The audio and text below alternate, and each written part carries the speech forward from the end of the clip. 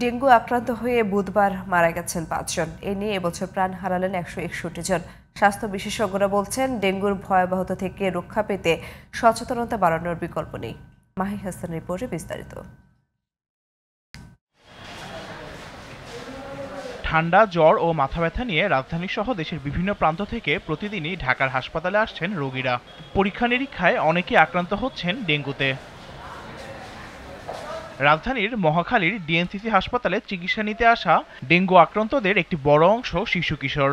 একটা টেস্ট দিছে, টেস্টের পরে হয়েছে কি আমার প্লাটিনাট অনেক কমে গেছিলো। পরে আমাকে বলছে যে এখানে ভর্তি করেছে। এখন আমার হালকা পেটে ব্যথা করে, কিন্তু বমিটা করে না। বমি কিছু খাইলে হয়। গরমে ও হচ্ছে গিয়ে 4 দিন পর্যন্ত জ্বর ছিল। তো 4 দিনের জ্বরের পর ও হচ্ছে সমস্ত শরীরে র্যাশ উঠে গেছিল আর সমস্ত ঠান্ডা হয়ে গেছিল। ডিএনসিসি হাসপাতালে ভর্তি রোগীদের মধ্যে বেশিরভাগই এসেছেন নারায়ণগঞ্জ ও গাজীপুরের টঙ্গী থেকে।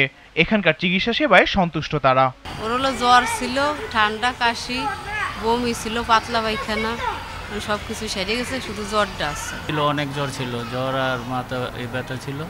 নারায়ণগঞ্জ আসছিলাম, আমার ডেঙ্গু ধরা খাইছে। ডেঙ্গু ধরা খাওয়ার পর আমি এদিকে আইয়া আমার ডেঙ্গু চিকিৎসা করতে আছি।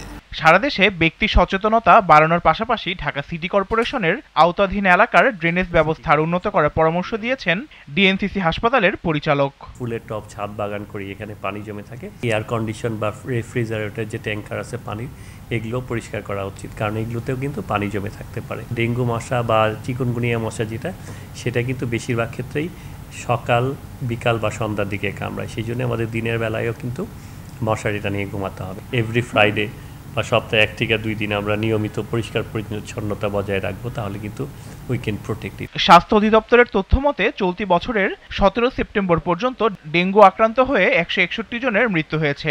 এর মধ্যে এ মাসেই প্রাণ গেছে 39 জনের। এছাড়া এখন পর্যন্ত ডেঙ্গু আক্রান্ত হয়ে চিকিৎসা নিয়েছেন 39,814 জন।